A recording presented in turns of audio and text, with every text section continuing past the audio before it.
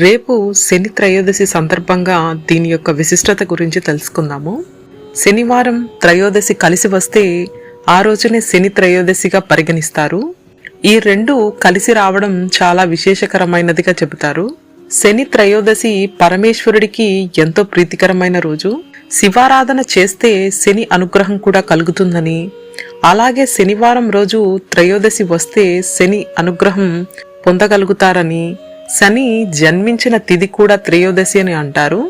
అందుకే ఈ రోజుకి అంతటి విశిష్టత ఉంది.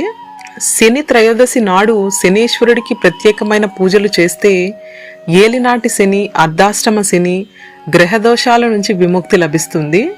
శని త్రయోదశి శనేశ్వరుడికి అత్యంత ప్రీతికరమైన రోజు.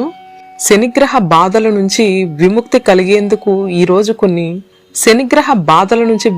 కలిగేందుకు శనివారం నాడు శ్రీ మహా